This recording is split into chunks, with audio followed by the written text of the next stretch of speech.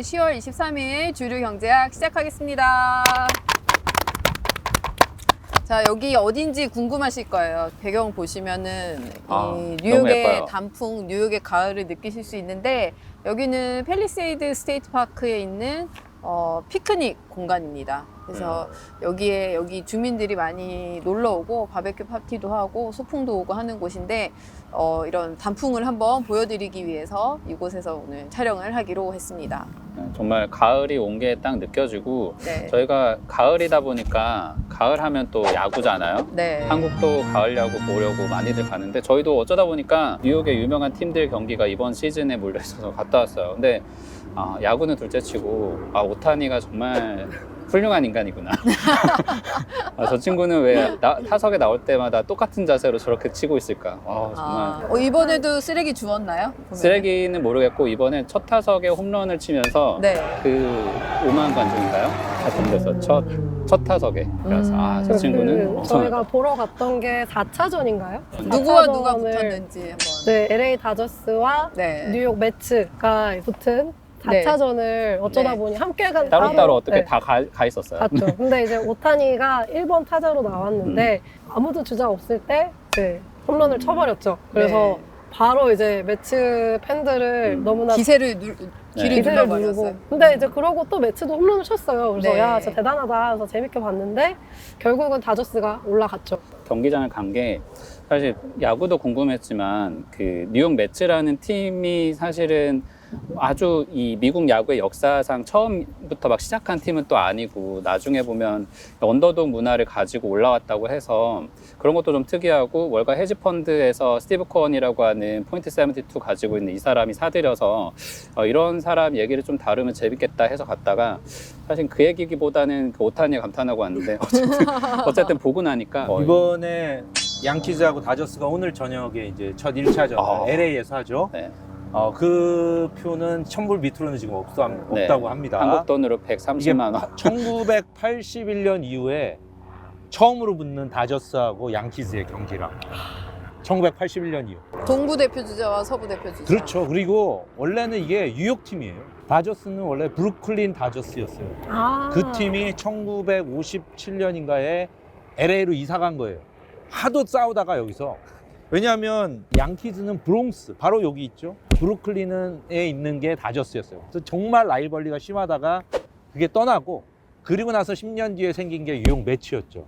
그래서 뉴욕 매치하고 다저스가 한번 월드 시리즈 한 적이 있어요. 그래서 그때는 서브웨이 시리즈라고 불렀고, 그래서 지금 이번 경기가 엄청나게 지금 미국 사람들이 가장 인기 있는 두 팀이 정말 올해 가장 페넌트레이스 성적도 좋은 상태에서, 그리고 여기 에런 저지라고 홈런 4개 친 사람, 그리고 여기 쇼헤이 오타니, 이 두 개가 양쪽에 붙기 때문에 엄청난 관심이 있습니다. 지금 LA가 쇼헤이 오타니 밑에 무키 배츠도 워낙 라인업이 이런 팀을 어떻게 구성했을까. 그 이상 잘하는 팀이 또 양키즈의 라인업이에요. 지안카를로 스탠튼이랑 뭐 거기 앤더니 리조 이런 사람들도 다 올스타들 하나씩 다 데려온 수집한 거죠. 양 팀이 가장 돈 많은 프랜차이즈고 걔네끼리 진짜 별들의 전쟁을 합니다. 그러니까 야구는 돈 게임이기도 하고 약간 문화 게임이기도 하고, 요거를 구단이 어떤 성격으로 결국 브랜드 싸움에서 표값이 이번처럼 막 가장 싼 게 130만 원 우리나라 돈으로 이렇게 되니까 그걸 만드는 것 같은데, 다저스도 우리나라 분들은 예전부터 박찬호도 뛰고 저기 류현진 선수도 뛰고 했으니까 좋아하겠지만 보면은 구단 운영하는 그 구단주의 성격 자체가 엄청 묻어 있더라고. 되게 장기적으로 같이 투자하시는 분의 헤지펀드에서 들고 있는데, 또 그러다 보니까 선수들 구성도 막 웬만하면 한 번 배팅해서 그냥 단타로 스윙 내는 게 아니고 얘 때문에 나머지 애들이 이번에 오타니 쇼헤이처럼 얘를 견제하기 위해서라도 서로 막 경기력이 올라오게끔 또 구성을 했더라고요. 그러니까 지금까지 이제 우승하는 거 도전하는 거구나. 너무 감탄을 해서 지금. 아니 슈퍼볼 이후로 두 분께서 이렇게 환한 웃음으로 신나게 말씀하시는 게 되게 오랜만이라 참 재밌게 좋네. 봐가지고. 보기 좋네요.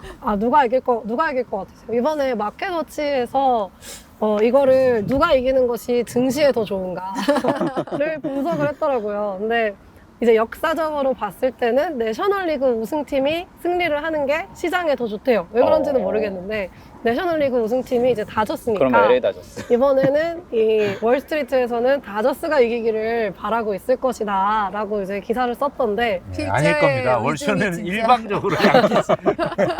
스티브 코헨이 또 월스트리트에서 잘 나가는 사람 중에 하나잖아요. 그리고 정말 팀 산지 지금 한 7년인가 8년 동안 자기 재산 다 쏟아붓고 난리를 쳤는데 엉망이다가 매츠가 네. 정말 이번에 올라간 서브웨이 시리즈 하나 이 월스트리트에 맞아요. 굉장히 그 사실 기대가 컸었어요. 맞아요. 안 됐지만. 네, 네. 그래서 그 복수를 또 다저스한테 해주기를. 해줘야죠. 양키스가.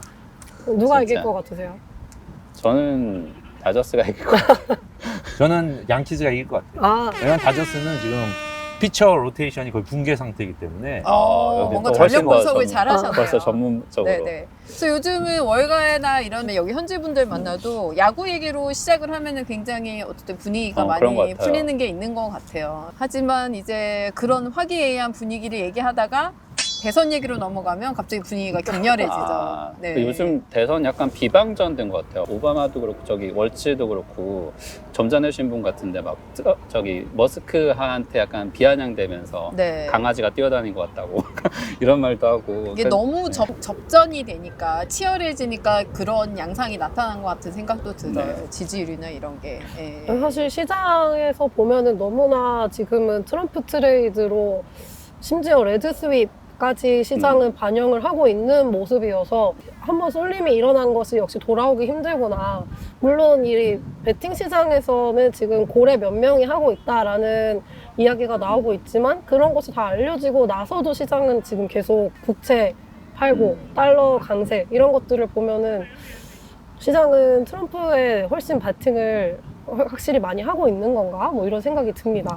근데 그 베팅 시장 규모도 규모지만 근데 아무리 어떤 고래가 들어왔다라고 해도 그럼 뭐 폴리마켓이나 이런 사이트에서 나오는 숫자가 이젠 트럼프가 60% 중반까지 올라와 있고 해리스하고 거의 한 15% 20% 차이 되잖아요. 이게 사실 좀 납득이 가는 숫자인지는 잘 모르겠어요. 그래서 이제 나오는 건 약간 음모론 같은 것도 나오고 있고 누가 일부러 그랬느니라는 평가들이 있는 것 같아서 결국 가봐야 되지 않을까 싶은 생각도 좀 들어요. 민주당 지지자들은 이제 믿고 싶지 않은 거죠. 그래서 뭐 조사해 보니 그 폴리마켓에 한꺼번에 베팅이 이제 공화당 쪽으로 트럼프한테 갔는데 한 4개 계정에서 돈이 나왔더라. 그래서 그게 아무래도 캠페인을 벌이기 위한 그런 작전 일론 아니냐. 머스크가 말한 다음 직후에 그게 쫙 올라갔다. 네. 그런데 또 한편에서는 이제 월가에 있는 분들을 만나고 온 사람들, 뭐 그쪽에 뭐 헤지펀드 CEO나 이런 분들을 만나고 온 사람들은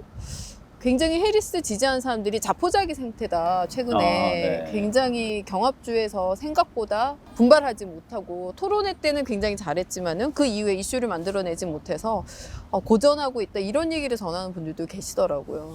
지금 위기의식이 있는 것 같아요. 월가는 많이 돌아선 것 같아요. 네. 이 시장에서 나타나듯이 최근에 트럼프 트레이드로 인해서 금리가 계속 올라가고 있고요. 오늘 네. 아침에 지금 4.25까지 갔거든요. 네. 대선 전까지 4.5 정도까지 가지 않겠냐라는 예상들이 많이 있더라고요. 네. 기본적으로는 스윙 스테이트에서도 가장 중요한 주가 펜실베이니아인데 펜실베이니아에 19표가 걸려 있거든요.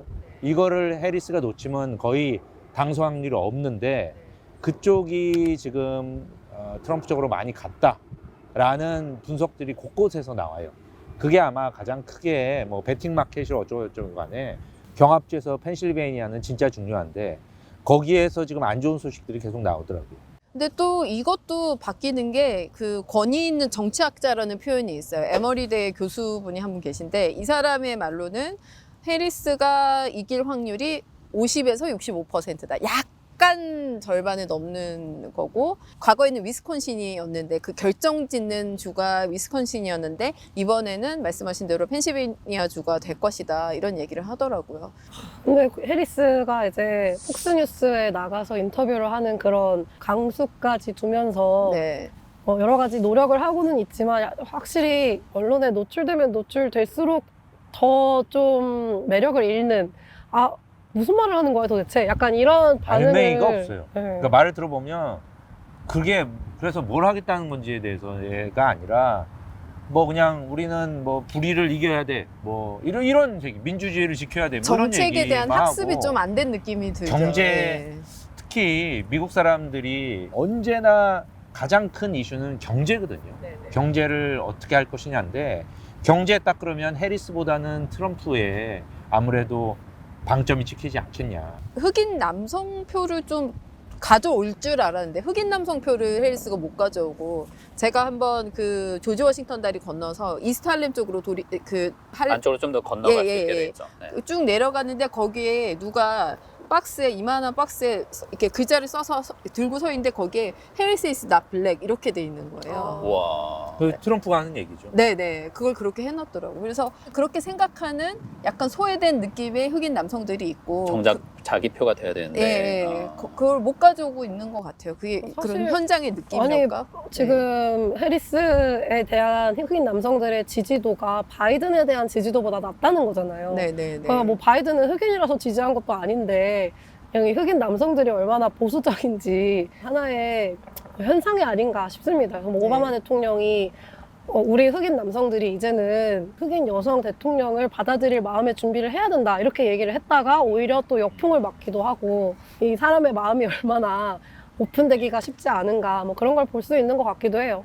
뭐 이런저런 정책을 또 맞아요. 제시를 했는데 뭐 효과가 없는 것 같기도 하고. 그리고 해리스가 생각보다 민주당 내 세력을 결집시키지 못한 것도 좀 큰 요인이 되고 있는 것 같아요. 치고 올라가지 못하는. 보면은 바이든이랑도 자꾸 잡음이 나오고 있고 또 약간 포장해서 유세 다닐 때 바이든은 도움이 안 되기 때문에 안 데리고 다닌다. 오히려 뭐 연예인이나 배우들과 다닌다. 이렇게 얘기도 나오는데 아, 이번에 에미넴이 나와가지고 네. 유세 지원하고. 네네. 근데 아니 한 명이라도 지금 나서서 같이 해야 될 때 약간 그런 잡음의 결과가 아닌가라는 생각도 들더라고요. 또 그리고 그 정치 자금 기부금 엄청나게 들어와서 이 해리스 지지를 초반에 막 부흥시키는 것처럼 보였는데 그 자금도 사실 타겟에 맞지 못하게 좀 쓰인 것도 요새 맞는 것 같아요. TV 광고 쪽에 너무 많이 집행을 또 뒤늦게 하는 바람에 효과가 좀 없었다 이런 평가도 좀 있는 것 같고. 근데 궁금합니다. 지금 뉴욕타임즈에서 막 급하니까 뉴욕타임즈는 이제 민주당에 지지 많이 층이잖아요. 편향이 되어 있다 보니까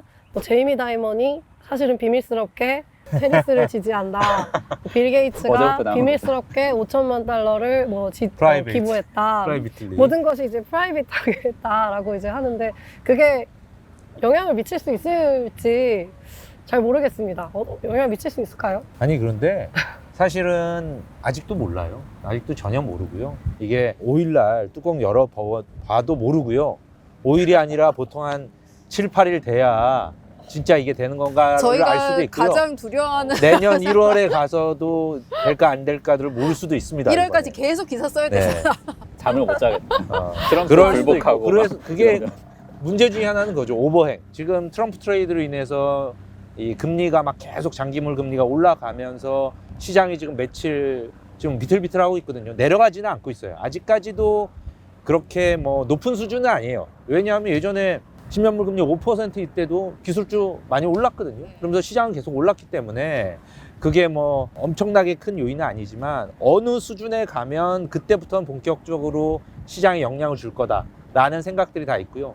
그리고 밸류에이션이 그때보다 그 전에 5%였던 데보다 지금 많이 높기 때문에 영향을 충분히 받을 수 있고 그런 영향뿐 아니라 이제 오버행 이 결과가 안 나오고 이게 불확실하고 미국은 어디로 가나라는 생각이 이제 드는 그런 시기가 다가올까 봐 약간 걱정이 되는 거죠. 트럼프가 만약 지면은 트럼프는 무조건 불복할 거라는 게 거의 다들 예상을 하는 바 같던데요. 맞아요. 일단 한 번은 그런 소송을 하지 않을까라는 이미 리스크까지. 두려움이 있으니까 그런 선거가 공정하게 이루어졌는지에 대한 두려움이 있고 분명히 그렇게 안 될 거다라는 게 있으니까 말씀하신 대로 1월 지나서까지 계속 그 대선 관련 이슈가 이어질 것 같기는 해요. 예. 오늘 10월 23일입니다. 23일. 네, 아파서 지금 목소리를 지금 목소리를 잃어버린 나의 네, 아파서. 예. 말씀처럼 금리가 높아져도 떨어지지는 않는 그런 모습을 증시가 보였는데 오늘은 오전까지는 3대 지수가 좀 그래도 힘이 많이 빠졌었어요. 이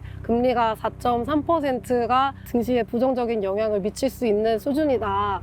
2년물도 4.15%가 좀 그 수준이 될 수 있다. 뭐 이런 이야기가 나오면서 4.25까지 가니까 이제는 좀 드디어 증시가 금리를 신경 쓰기 시작하는 그런 시점이 된 것 같은데. 그러니까 좀 희한해요. 채권금리, 10년물 국채금리는 5%까지 갈 수도 있다는 게 나오고 또 한쪽에서는 S&P 500 6천까지 갈 수 있다는 게 동시에 나오고 있어서 맞아요. 이게 어느 쪽으로 기울지 그런 것도 굉장히 예의주시를 하고 있는 것 같아요, 시장이. 아니 예전에 뭐 금리가 높아져도 경기가 좋고 기업들이 이익을 벌면 주식도 올라갈 수가 있어요. 경기가 워낙 좋게 나오고 그게 기본 바탕이죠.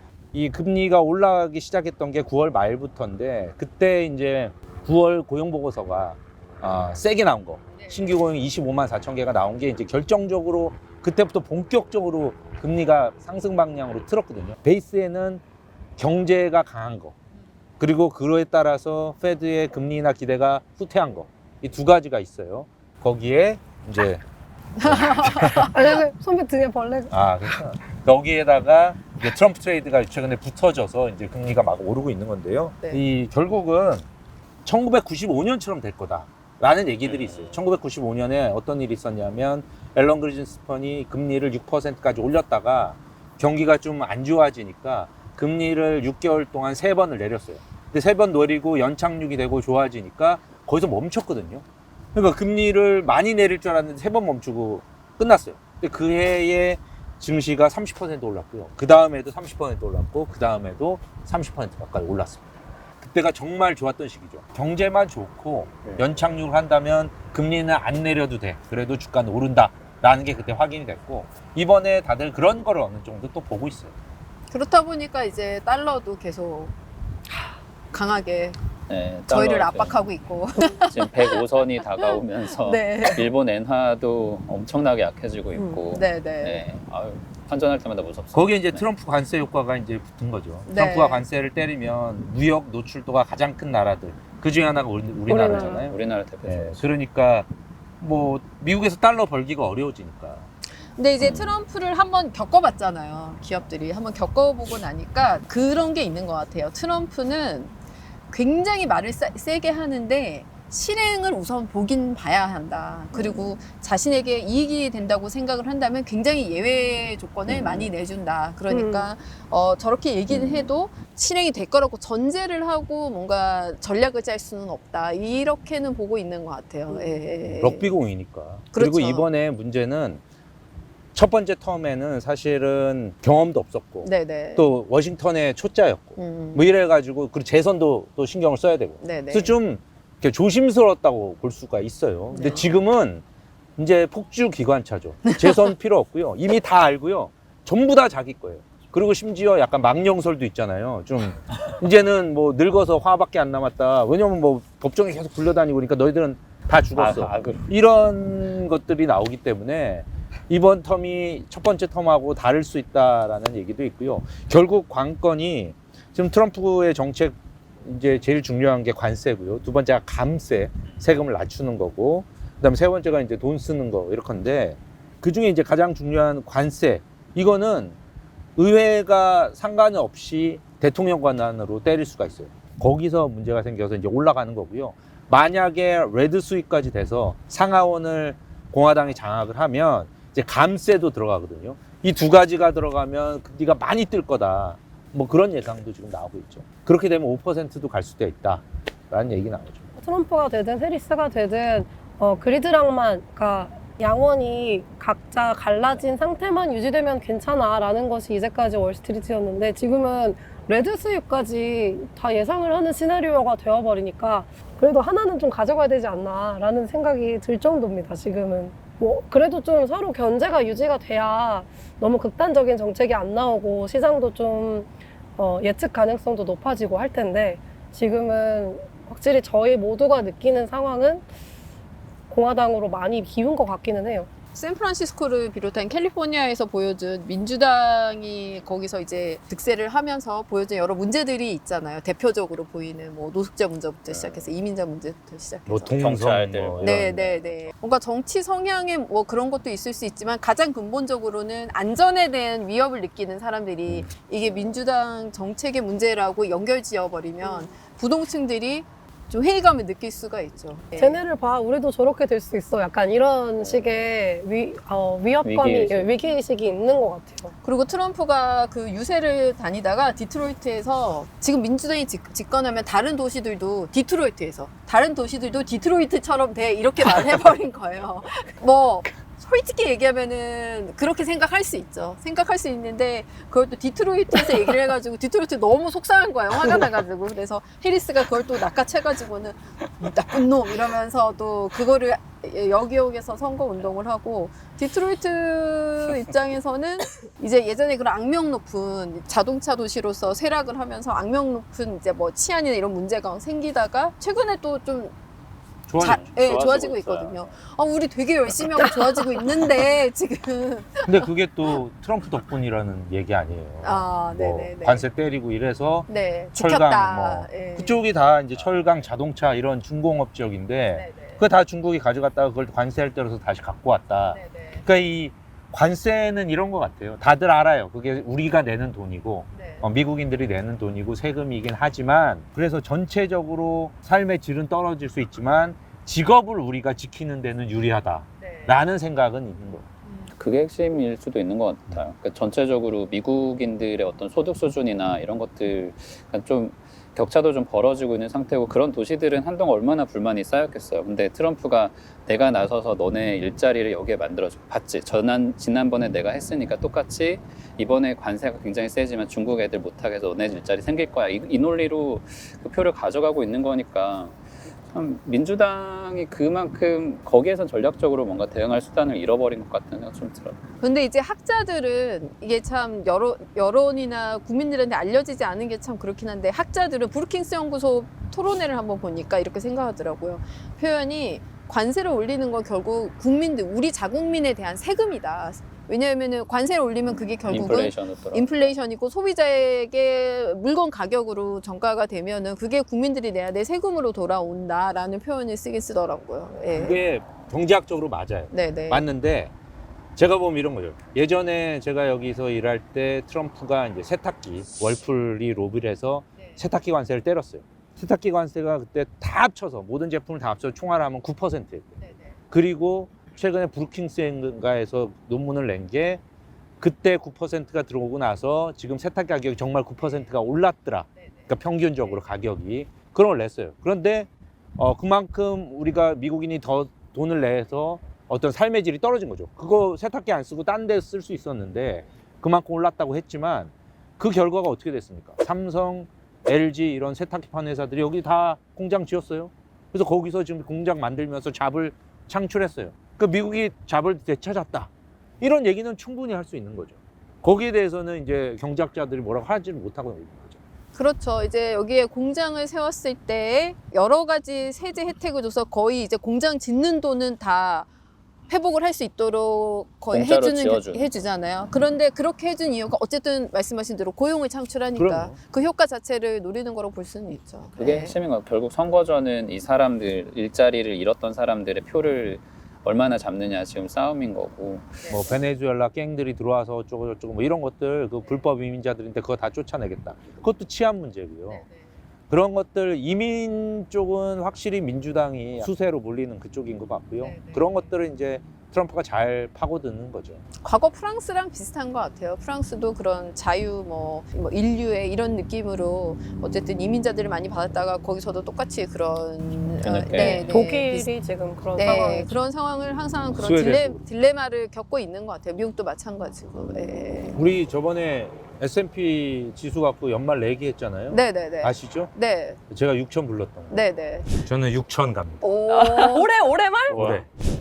얼마 불렀었죠? 저는 안 했었는데.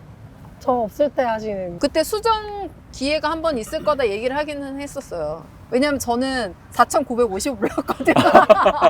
그러면은 좀 오기 전이겠네요. 4,950은. 나는 미국 가서 너무 거품인데 막 것 같은데 이렇게 생각했거든. 웬걸 지금. 다음 주류 경제학 때 수정 기회를 한번.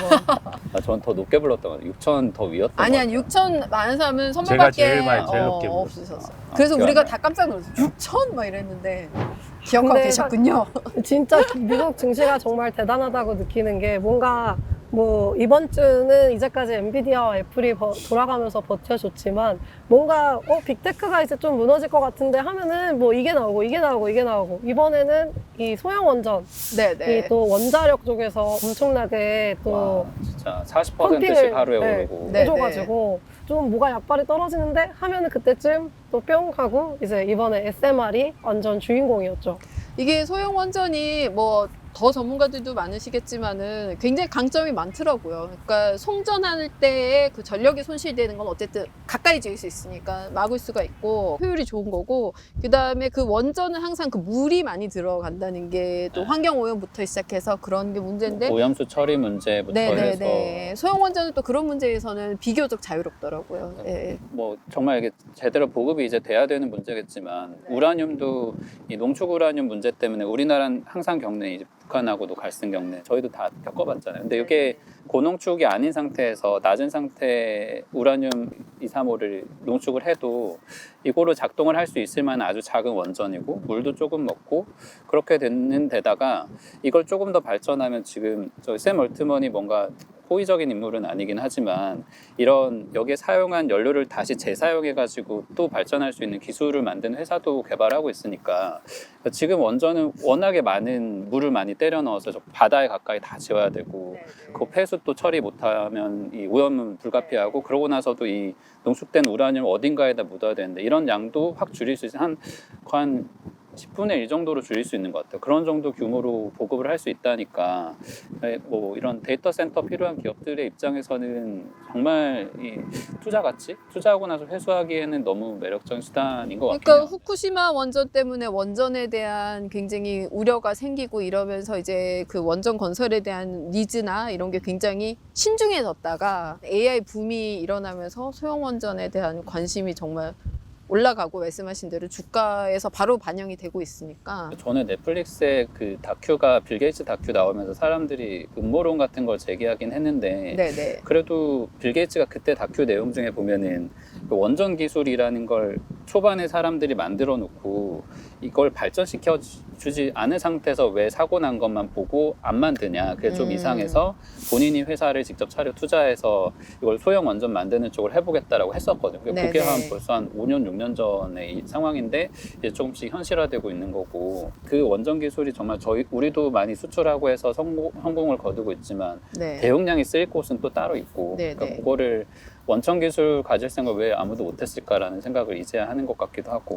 우리나라 그 정부 관계자들이 뭐 정부 IR도 다니잖아요. 뭐 국채 같은 문제도 있고 다니면은 그 원전도 굉장히 많이 물어본대요. 왜냐하면 뭐 소형 원전 짓는 곳들이 있긴 하지만 원전 기술 하면 또 프랑스랑 우리가 또 세계에서 꼽히는 국가들이고, 또 우리나라고 또 AI 관련해서 또 굉장히 기술력이 있으니까 뭐 챗GPT만큼은 아니지만 그런 면에서 AI를 물으면 원전 이슈, 에너지 이슈가 반드시 따라 나온다고 하더라고요. 월가에서도 질문을 할 때. 사실 지금 뭐 아마존이나 구글이나 다 SMR을 얘기를 하는 이유가 말씀하신 것처럼 사실은 대형 원전을 짓는 것보다 투자비는 훨씬 많이 드는데, 그럼에도 불구하고 어디 먼 곳에서 대형 원전에 외딴 곳에서 발전된 전기를 가져오는데 그 그리드 투자를 하는 비용보다 그냥 SMR을 짓는 게, 그래 그것까지 치면은 오히려 이게 싸다라고 지금 보고 하는 거죠. 근데 이 SMR 자체는 어쨌든 지금 엄청나게 많이 주목을 받고 있기는 하지만 이게 실제로 실행이 되려면은 또 아직 5, 6년이 걸리니까 투자를 하실 때는 그런 거를 좀 아시고 투자주의. 네.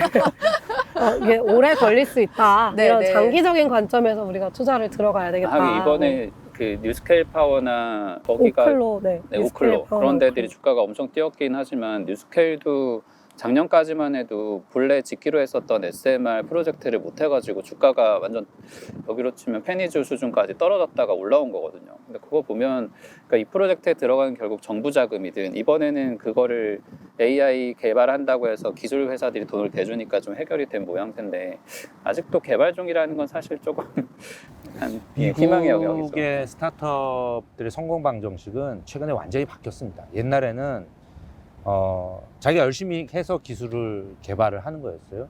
근데 지금은 기술이 개발이 될 때까지 돈을 쏟아붓습니다. 미친 듯이. 우리 이거 할 거야 AI, 한 다음에. 오픈 AI가 대표적이에요. 사람들이 이거 가능성만 있다고 생각을 하면요, 될 때까지 돈을 쏟아붓는 거예요. 돈을 막 미친 듯이 붓다 보면 안 될 수가 없어요. 지금 그런 상황에 신화가 만들어져요. 왜냐하면 그게 되면 시장 규모가 이만한데 뭐 전체 우리가 토탈 어드레스블 마켓이라고 하죠.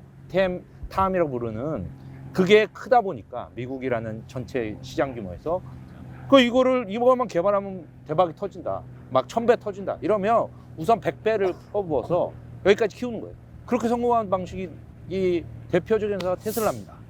테슬라 계속 적자였어요. 10몇 년을 적자였어요. 그거 계속 투자를 받아서 돈을 퍼부어서 결국은 규모의 경제를 만들고 기술을 확대시키는 거죠.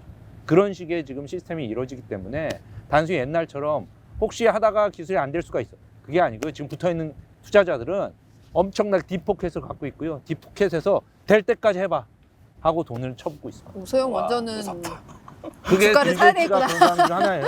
주식을 그렇죠. 사야 되겠구나, 네. 주가. 될 때까지 만드는. 그리고 그게 이제 아마존 이런 애들도 그거 하겠다는 거예요. 그러면 시간의 문제겠죠. 시간의 문제겠지만 저는 무조건 된다고 생각해요. 무조건 되는데 시간도 중요하잖아요. 아, 저희 같은 오히려- 딥포켓이 네. 얕은 포켓들은 근데 시간 되게 중요하단 제가 말이야. 말하는 거는 돈을 퍼붓다 보면 됩니다. 그러니까 왜냐? 우리 같은 얕은 포켓은 될 때까지 묶이다. 거기에 이제 그 돈을 보고 하는 미친 듯이 일하는 사람도 있거든요. 그렇죠. 일론 머스크 얘기하잖아요. 자기 100시간 일한다고. 야, 60시간씩 일해서 어떻게 뭐 40몇 시간 일해서 어떻게 일하냐? 100시간씩 일하면 된다. 엔비디아 똑같아요. 엔비디아 별명이 압력솥이에요. 거기 들어가면 그렇게 하니까 다들 지금 돈을 엄청나게 번 거거든요. 그 돈을 벌 생각이 있는 사람들 들어가서 정말 미친 듯이 하는 그게 미국의 시스템인 거죠. 우리는 그걸 이제 법으로 막아놓고, 물론 우리는 이제 이익 쉐어링도 잘 안 되죠. 예, 재벌들이 다 이제 자기가 갖고 종업원들을 종업원 대우만 해주고, 그러면서 주인 정신을 가지라는 건 안 되는 거고, 실리콘밸리의 성공 방정식은 모두가 주인 정신을 갖게 만들어주는 거죠. 그러니까 정말 100시간씩 일하는 거죠. 저희도 미친 듯이 미나리 방송에서 지금 우리 빛난새 기자가 지금 목소리가 완전히 지금 가가지고 아, 저희 저희 하고 있죠, 그렇게. 그럼요. 네네. 거의 뭐 지분 이상을 해내고 있죠. 갑자기 슬퍼지는데 여기서 마무리할까요? 이 아름다운 단풍을 배경으로 압력밥솥 같이 미친 듯이 또 주류 경제학을 찍었는데 다음에 또 풍성한 소식으로 찾아뵙겠습니다. Let's go.